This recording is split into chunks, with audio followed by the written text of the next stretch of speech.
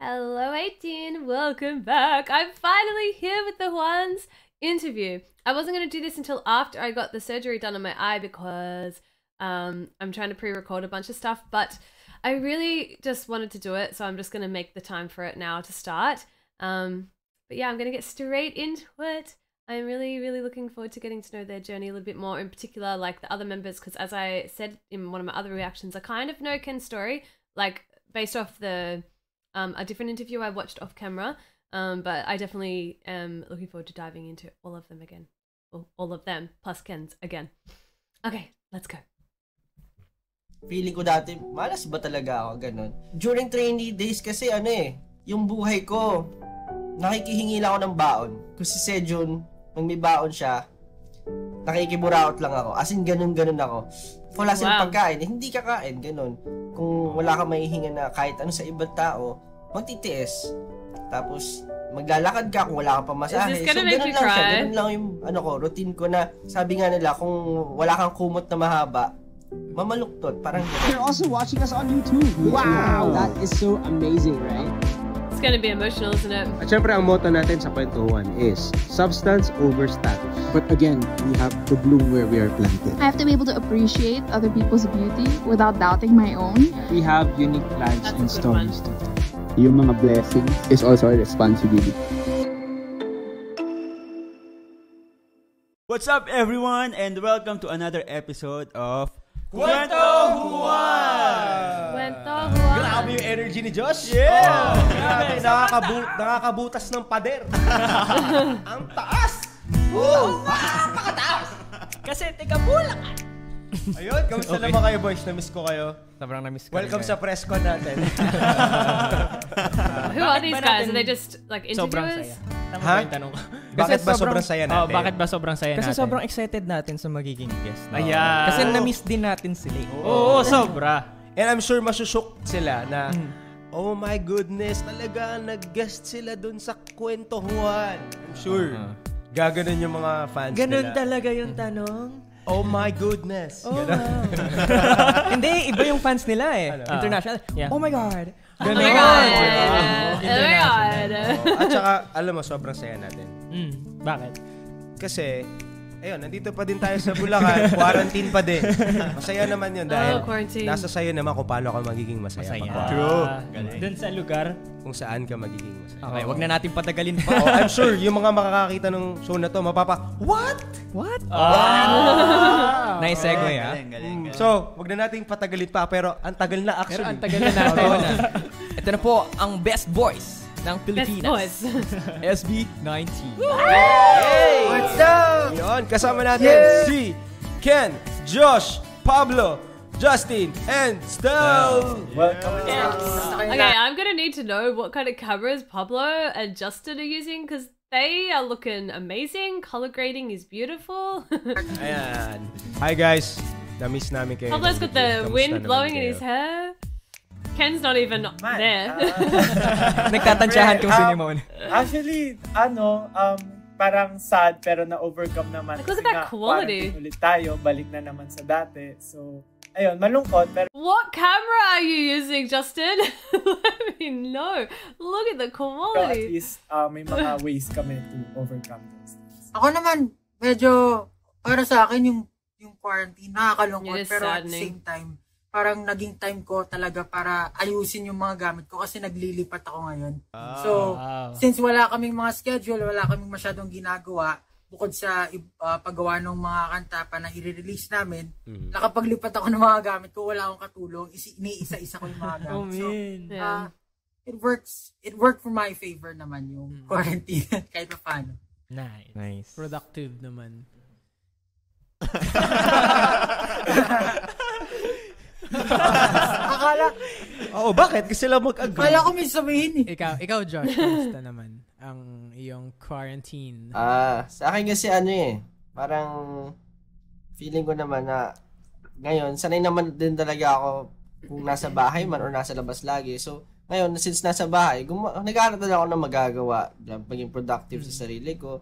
Ayun, inayos ko yung mga gamit ko, ako.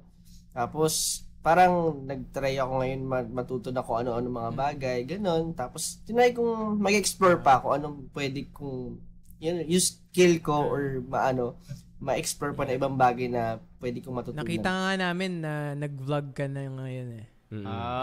Pinapanood namin yun. Vloggerist. Oh, really? Sino nga ba ang isang Josh? X-Files yun.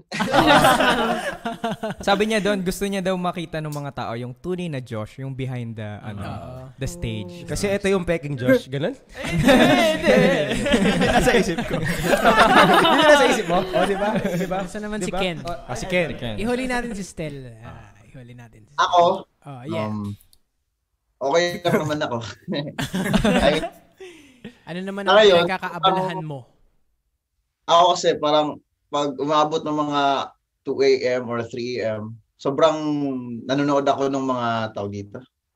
Alam mo yung sa forest na nagluluto ng mga kung ano. Ano ang tawag doon? Primitive something. That's so random. Yung gumagawa ng swimming pool sa gitna ng gubat. Tapos pagkagising ko, tinatry ko talaga magluto. Kasi sobrang naiinggit ako na ang galing nila magluto. Para ang sarap panoorin. Lalo rin mukbang. Tapos air fryer lang yung gamit. Hey, that's too cooking. Tawag dito. Ano yung lutuan na yan? Kawali. So, practice talaga ako magluto. Para at least, kasi, lang ako prito-prito lang alam ko talaga na naluto. Iba't ibang klaseng luto ng egg. That's great. Take note guys. Sinigang na egg. Hindi po sopas yun, sinigang po yun. Sinigang yun guys. Pero nakikita ko sa background ni Ken, parang bukod sa nilulutong pagkain, mukhang nagluluto din siya ng mga bagong kanta. Very producer yung background niya. Nag-practice lang ako. Nag-practice. Nice. Practice ng arrangements. At syempre, last but not the least, Stel, happy birthday. Bakit happy birthday, Kuya Carl? Red na red. Pulang-pula? Kasi pulang-pula. Red ka daw. Hindi, tsaka, baka lang na-miss out ko i-greet ka. So, in advance or related. Wala pa. Sa June pa. Malapit na. Malapit na yung June. Kasi ang June na yan eh. Ang June. Mukhang... Kailan birthday mo? Ang June na. Ayun nga eh. Malapit na nga eh. Mukhang magsi-celebrate ulit ako ng birthday sa bahay. Huwag naman. Puntahan ka namin dyan. Oo nga. Pwede naman sa bahay niyo, basta kasama kami. Basta may dalang foods. Oo. Hindi naman halatang na-miss natin sila, no? Wait lang, hindi pa nga nakikwento ni Stel eh. Oo nga. Sorry. Sorry, na-excite kami sa birthday kasi.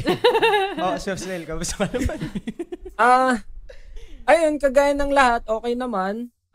Marami ring ginagawa, tinatry, pinagkakaabalahan. Tulad nila, nag-explore din ng iba't ibang bagay, nanonood ng mga random videos na pwedeng matutunan sa internet. Yun. Okay naman.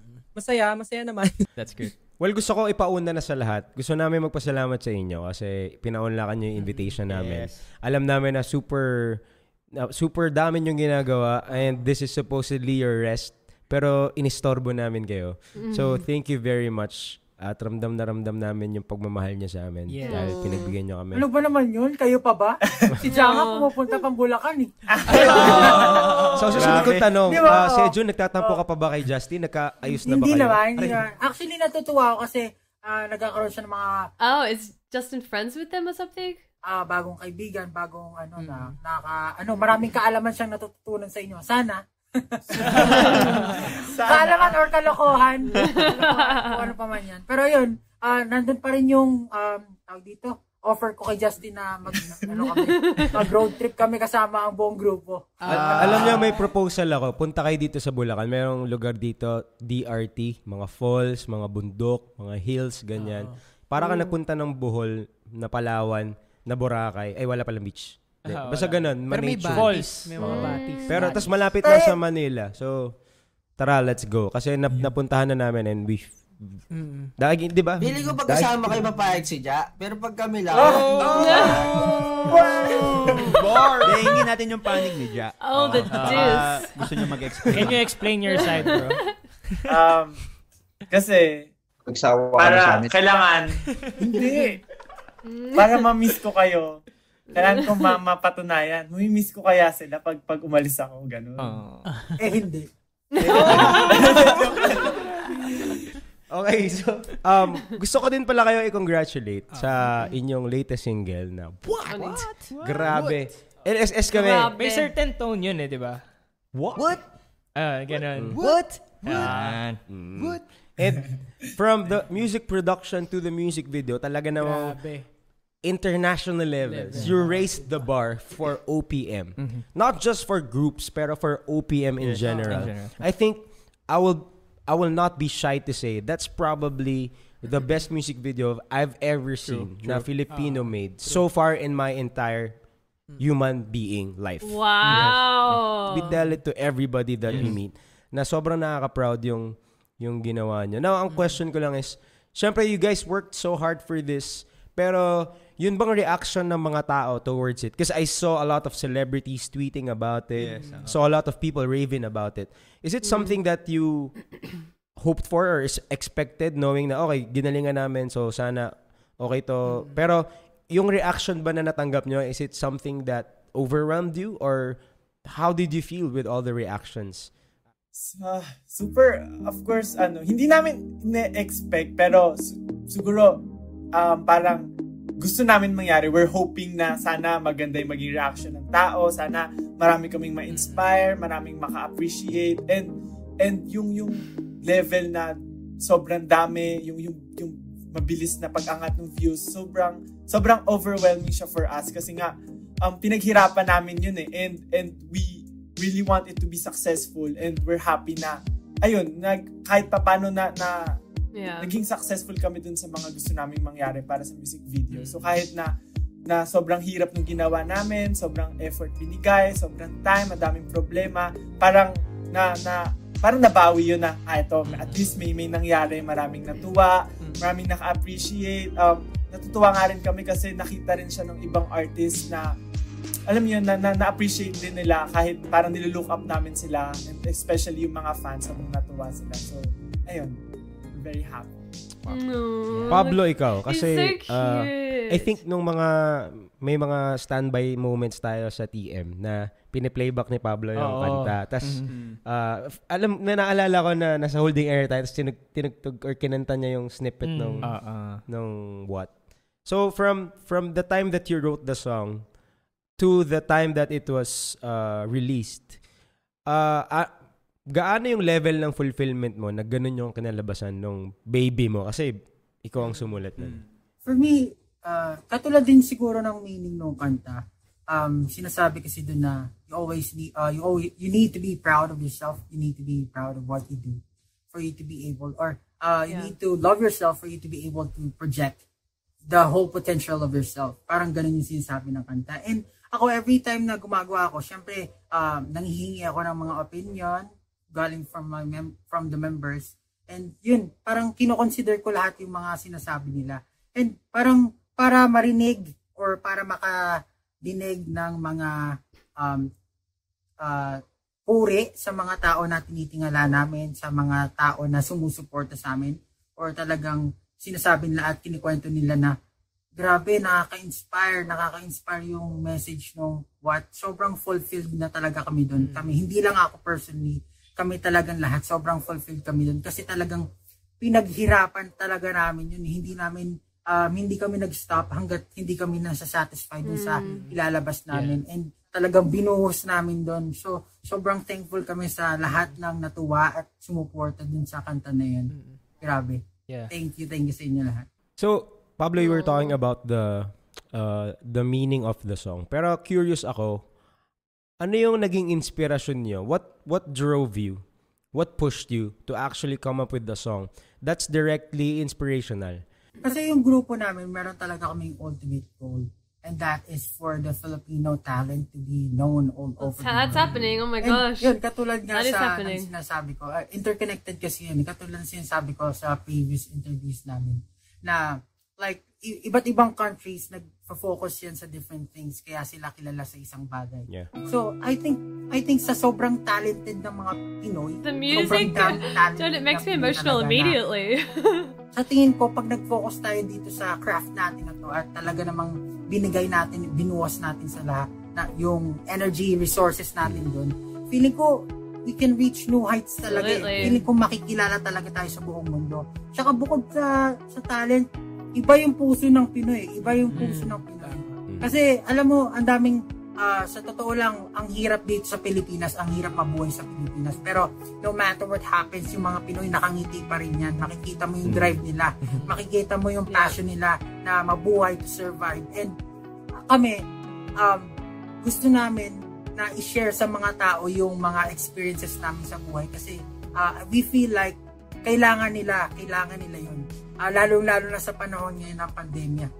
Maraming pinanghihinaan ng loob. Maraming sa buhay.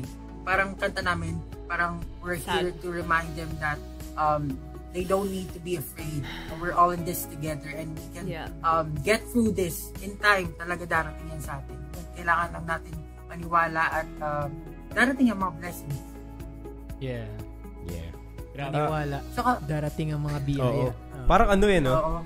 Hindi ako nagtataka kung bakit naging parang intertwined yung grupo natin. Because we're kind of beating the same heartbeat. It's the same heartbeat to inspire the Are these guys singers as well or something? I feel like someone's told me. I just can't recall. Nation to dream again, to inspire kids na mangarap muli at magpunyagi sa mga ginagawa. Ang lalim ng punyagi. Diba? Magpursigi. Nasa Bulacan ka kasi. Dito ako excited pagkwentuhan kasi marami siguro sa mga nakakakilala sa inyo, nakilala kayo na famous na kayo, like you're on top. Ako especially nung na-encounter ko kayo, you went up. Kasi gotta go up. So up, nasa up na kayo. Galing galing na mga bano. Nung nakilala ko kayo, nandun na kayo sa up. Pero hindi alam ng lahat yung prosesong pinagdaanan nyo. And that's something that I'd like to talk about. Me too. Ano ba yung mga backstory nyo? What made you decide to be part of SB19? Ano yung na-experience nyo bago kayo naka-go up? Ganon. So, let's start with Ken. Ayan, si Ken. Parang Ken. Nag-stop ako ng study that time. Pag-stop ako ng study, nagpaalam ako sa parents ko na sabi ko, magpapahinga muna ako, gano'n. Tapos next year na lang ako balik na aral. And dumating tong opportunity na minessage nga ako ni Josh na gusto mo ba, recommend kita na mag-audition sa namin. Tapos ako naman, curious ako, ano ba tong sinasabi ni Josh na parang may group nga daw, gano'n. Tapos ayun, natanggap ako parang naging virtual audition ko. Nag-send ako ng video sa kanila. Sinat ulit ako, sabi nila, parang okay lang ba sa'yo na pumunta dito? Pero yung problema ko talaga kasi wala akong kapera-pera talaga. Wala akong kapera-pera. So, doon ako nagpaalam sa lola ko. Sabi ko sa lola, baka hindi na ako tutuloy mag-study muna. Sabi niya, bakit? Sabi ko, kasi nag-audition ako tapos natanggap ako sa isang company. Sabi niya, seryoso ba yan? Baka scam daw, ganun, scam. Sabi ko, kung scam, edi uwi ako ulit. Sabi ko gano'n. Scam nga. Still a scam. Sabi ko, uwi ako ulit. Tapos, sabi niya, wala kaming pera. Sabi niya gano'n. Sabi ko, utang ka muna kay tita. Sabi ko, utang ka muna. Yung lola ko lang talaga yung kasi hindi ko pinaalam sa lahat kasi siyempre sigurado hindi papayag, di ba? Pero nung time na yon, yung umano ng plane ticket ko si Josh talaga yung umano ng plane ticket. Grabe si Josh. Yung dala kong pocket money ko 1.5.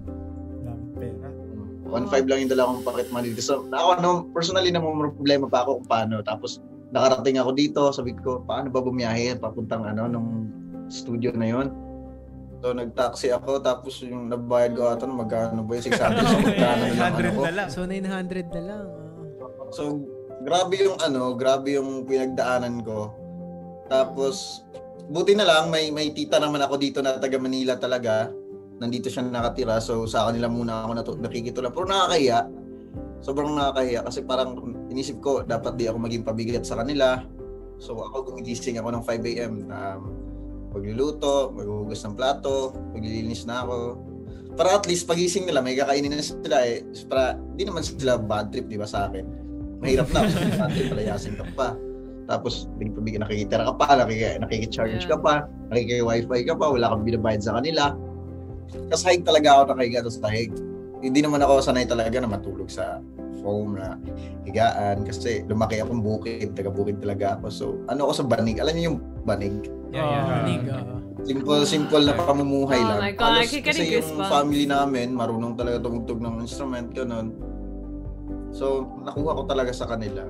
So, ayun, isip ko, why not, diba, sumugal ako na mag-audition nga, ganito. Kahit sabi ng lola ko, scam daw. Sabi ko, let's try na mag-audition ako. Tingnan natin kung matanggap ako. Tapos, natanggap ako, masaya naman sila sa resulta, ganun. Ito, sobrang daming struggle, sobrang daming hadlang, sobrang daming ayaw. Ayun, naabot ko to. And, sobrang nakakatawa kasi, I'm happy na I'm with these guys. I'm just, great individuals na kasama ko ngayon. And, sobrang ang laki ng pinagbago ko. Kung nagbago ba talaga ako. Pero sobrang laki ng pinagbago. Parang dito ko natutunan na tanggapin yung mas kilalanin yung sarili ko, tanggapin yung sarili ko because of them. Siguro si Pablo, siya yung parang nagsasabi sa akin na ano to, ganyan, maging proud. For example, sa boses ko talaga kasi hindi ko talaga, I really hate my voice kasi sobrang lalim kasi hindi ako makaabot ng mga matataas na range. So siya yung nag-ano sa akin na hindi naman kailangan na mataas. Yung kailangan mo dyan skill, tapos yung kung paano mo execute or paano mo kantahin talaga, yung style na sarili mong style. So sobrang na-inspired ako na gano'n na yun nga, mas maging proud sa kung meron ka. Grabe yung laban ni Ken. Yung sa pag-abot ng pangarap mo, hindi lang siya a matter of sisikat ba kami. Pero siya yung ultimo sa nakotitira, sa nakukuha ng pangkain. 'Di ba? Yung even yung basic needs. Actually, yung time na 'yon, hindi ako nagsabi na pupunta ako sa kanila. Bigla lang ako pumasok. Surprise. Surprise siya, sabi niya, "Uy, ba't nandito ka?" Sabi ko. Tapos ayun, pinento ko sa kanila. Kasi pag nagpaalam ako dito, pupunta ako dyan. Pwede bumagay. Hindi ko pwede yun. No choice na. Hi tita, nandito na po ako. May kaning lamig po ba tayo? Wala naman sa labas matutulog. Bibisitahin natin sila. Ganun na lang. Katok na lang tayo. Tapos ano yung mga pwede nating iinit na ulam? Ako sobrang nahiya ako kasi pag nakikitulog ako kay Kuya Carl, ako pa yung umubos ng pagkain. Si Ken siya yung nagluluto, ako yung... Pero ako yung umubos ng pagkain. Pero ito yung kwento ng Juan na sobrang from bukid sa... Zamboanga ba, Ken? Tama ba? Yes, Zamboanga. From bukid sa Zamboanga. Yung lugar namin, wala talagang signal yun, pre. Wala signal, walang phone, di uso, wala akong phone doon. Wow. Yun, no? So, simpleng Juan na nangarap. Tapos nung nagkaroon ng opportunity, hindi madali pero pinaglaban. At ngayon nandito na. And si Ken yung isang example na kung kaya ni Ken, ikaw pa kaya kung lalo na kung nandito tiga Metro Manila ka or nandito ka lang sa paligid tapos nawawalan ka ng pag-asa. Take Ken's life for example. Grabe, sobrang nakaka-inspire. Oo. So doon naman tayo kay Joshua. Yung Josh. Yes, I don't know anything about Josh. Yung recruiter. Nagpahiram ng recruiter, Josh. Yung nagpahiram ng plane ticket. Crazy. Well, ako, anong part ba ikwento ko? Kasi marami na naman ako naikwento. Siyempre, siguro sa akin kasi, I need to check that out. Itong opportunity na to, yung parang, alam mo yun, sa performing, ito na yung pinakamalaking sugal ko sa buhay. Kasi, bukod sa hindi ako magaling talaga dito, parang, ang pinangahawakan ko lang yung pangarap ko, ganun. Tapos, yun nga, naturally, para sa akin talaga, naging pangit talaga yung karanasan ko, growing up, at kahit nung lumaki na ako na parang tumanda na ako, hindi pa rin smooth sailing. As in, talagang, feeling ko dati, malas ba talaga ako, ganun. So, hindi ko masabing ginhawa talaga siya kasi nandun lahat pa rin yung hirap. Parang everyday, maghahanap ka pa rin kung ano yung kakainin mo. During trainee days kasi yung buhay ko, nakikihingi lang ako ng baon. So, pag walang, kung si Sejun, nang may baon siya, nakikiburaot lang ako. As in, ganun ako. Ano lang, parang, kung wala silang pagkain, hindi kakain, ganun.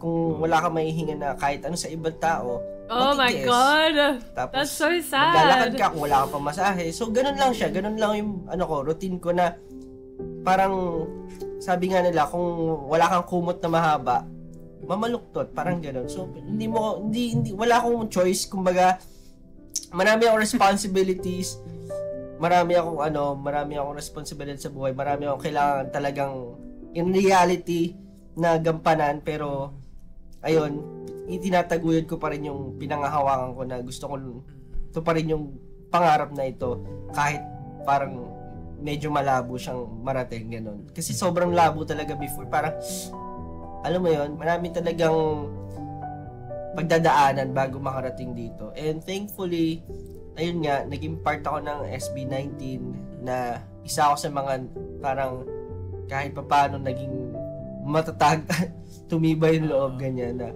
maging parte ng grupo na ito. At, ayun, feeling ko naman worth it lahat ng, paghihirap. Ayun nga, from being born up until the age of 25, ganyan, dun lang nag-start parang ganun Dun lang ako nag-start na medyo sounded quite late for him, didn't it? mawala yung feeling ko na malas talaga ako. Kasi dun lang ako nakakita ng liwanag. Lang talaga ako nakakita ng liwanag. Ganun. And maybe yung feeling na malas ba ako is actually the same reason why you kept fighting hard for what you really wanted. Josh, tanong lang, when you started performing, to the time na masasabi mo na successful na kami sa ginagawa namin, how many years ang inantay mo bago ka nakatikim ng success? Matagal Kasi nakilala ko sila Stel before yung grupo nila sa yon. Talaga sila yung in-idolize ko. Sila yung parang, kung gusto kong maging magaling, kailangan sila yung standard ko. So nung naging kagrupo na nila ako, tuwan-tuwa ako, tapos tinayin nga nila ako sumayaw, nananalo na kami ng competitions, doon ko nararamdaman na, wow, may ganito pala, may pwede palang ma-achieve kahit feeling mo wala kang kwenta talaga. Yung feeling mo yung buhay mo, wala namang purpose. Pero dun sa... Like the fact that he thought he was useless and that his life was just set to have no luck. Like that's so sad. Mga na-achieve namin, syempre yung mga pinaranas sa akin din nung mga competitions, ganyan. Yun yung parang naranasan ko na nagkaroon ako ng purpose in life, gano'n. Na ito din siguro, parang gusto ko na rin to. Gusto kong mag-excel pa sa bagay na to. Pero after alam mo yun, back to reality, normal person ka pa rin. So wala, hindi ka naman yumaman dahil nanalo ka, hindi ka naman nagkaroon ng career talaga dahil nanalo ka, di ba? So gusto ko pa mag-excel sa performing. Tapos ito na, yung napasama na nga ako sa grupo na ito, nakilala ko sila, may mga tao din pala na parang pareho ng pangarap mo, pareho ng visions mo, na gusto rin. Yung parang same interest din about sa field na to. Mga kakampi mo. Si Pablo na parang, alam mo yun, very, rin siya talaga focused sa gusto niyang marating din. Saka si Stel Si Pablo tsaka si Stel talaga yung parang kinakapitan ko ng mga time na yun. Kasi wala pa si Justin tsaka si Ken. Parang kinakapitan ko na etong mga to, sigurado ako in the future parang magiging successful kami, parang gano'n, dahil pare-pareho kami ng mindset. Yun lang yung iniisip ko.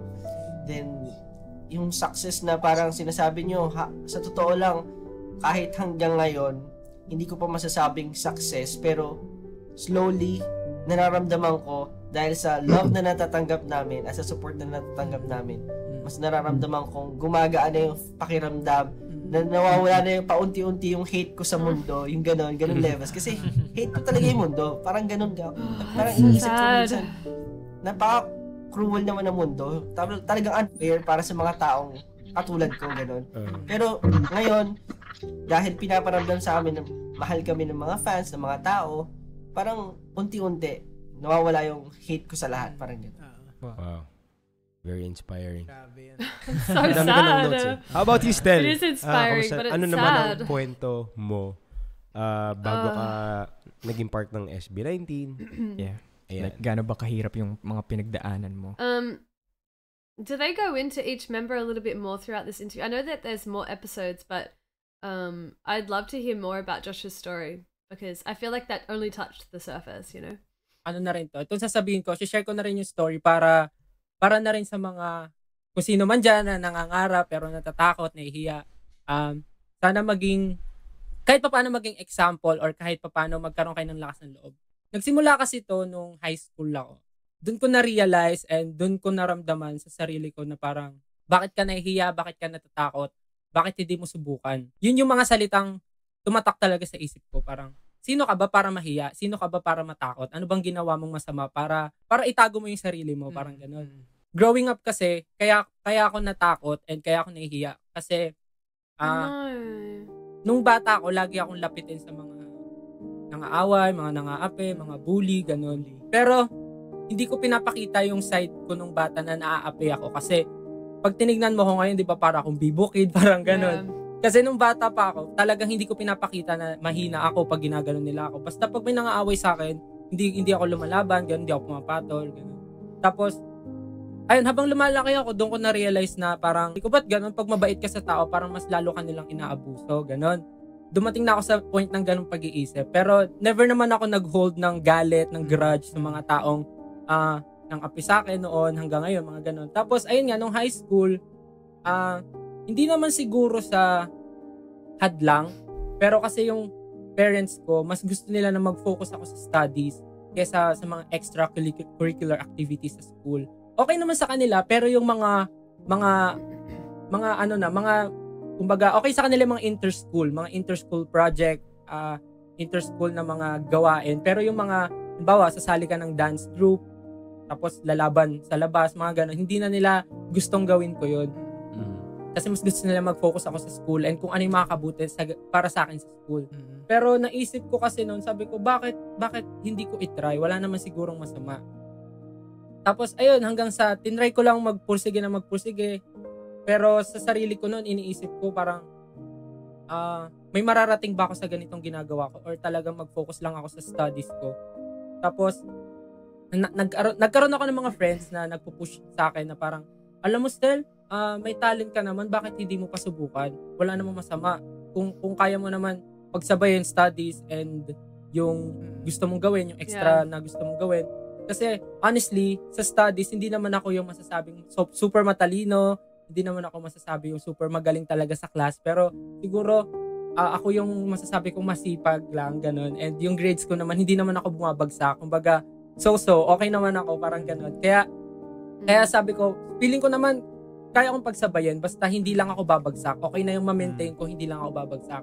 And then, dumating sa point na, okay naman, nakagraduate ako ng high school, nang pinagsasabay ko yon, yung pag-aaral and pag-dance.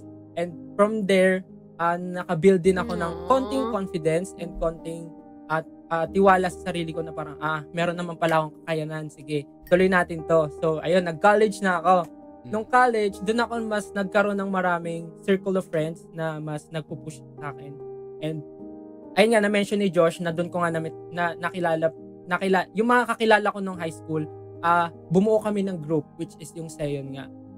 Tapos lumalaban kami internationally, and then, sa kasamaang palad, nagkaroon kasi ng time nung college ako, pinagsabay ko yung studies, yung pagsasayaw, and yung pagiging working student. Para makatipid din sa tuition fee. Ayun, kailangan ko mag-working student.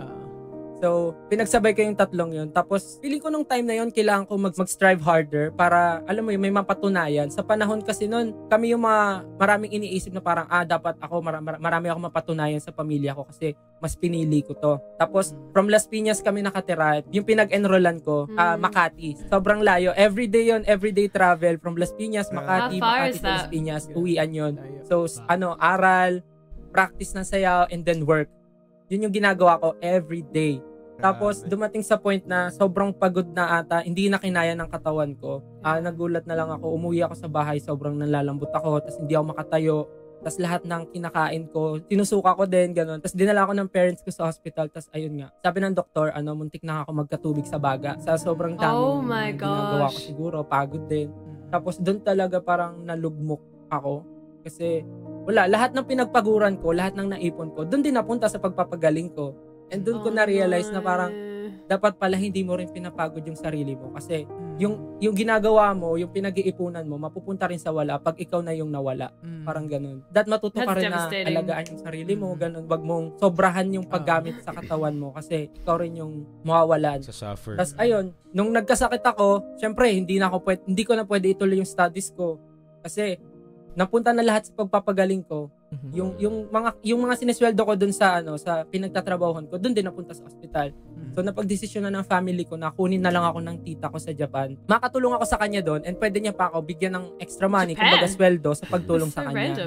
Para yung may ipon ko doon, pwede ko rin ibigay sa family ko, sa parents ko sa Philippines. Parang ganun yung naging setup namin ng family ko. Naging okay naman ako, nagstay ako ng 6 months sa Japan. And then, pagbalik ko ng Pilipinas, ayun, natuloy na nga yung sinasabi ni Josh, yung Seon. And then, doon ko siya na-meet, doon ko siya naging friend. And then, naging kagrupo ko siya. Tapos, dito na rin dumating yung pag-try ko na sumali sa audition for SB19. Actually, nung una, sorry, medyo ang haba ng story ko. Okay lang. Next week, sa pagpapatuloy ng Kwento Juan. Wow. That's crazy. That's actually insane. Oh my gosh. Okay, yeah, I definitely need to do like deep dives into every member because I feel like I think Stell's went into a little bit more detail than Josh's kind of.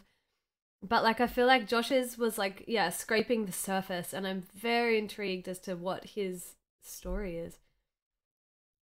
This is a fantastic interview and I cannot wait to continue. I'll do the next one as soon as I can, episode 6. And then I wonder... Tinatry ko kahit di ako ganun kagaling ko. I can't find it now, but I wonder how many episodes there are. I'll have a look into it and I'll see if they go. Because I know someone said that that Casual Chuck has maybe individual interviews on each of the members. Is that something that will go into more detail? Please let me know. Because yeah, that's emotional. These guys are like literally starting from the bottom and working their way to like, you know, like the polar opposites of how to live, of like not even being able to afford to buy yourself food to being able to buy yourself, I won't say anything in the world, but like just not even having to, I hope, not even having to worry about money now. Like I really, really, really, really hope. What an absolute story. And I feel like they must have such an insane amount of resilience and perseverance to be able to not accept the fate that they had of the life that they had, but to want, and I guess it's a necessity to switch it around to create a life, the life that you want, and a change, not just for you, but for generations to come, for whoever then, you know, his family is. Like that's absolutely unbelievable. And I'm really proud of, really proud of them. And I can't wait to finish off the rest of the episode to hear Pablo's story and Justin's story. And yes, I hope you enjoyed. Thank you for watching, guys. Mahalo kayo, everyone. I'll see you next time. Bye.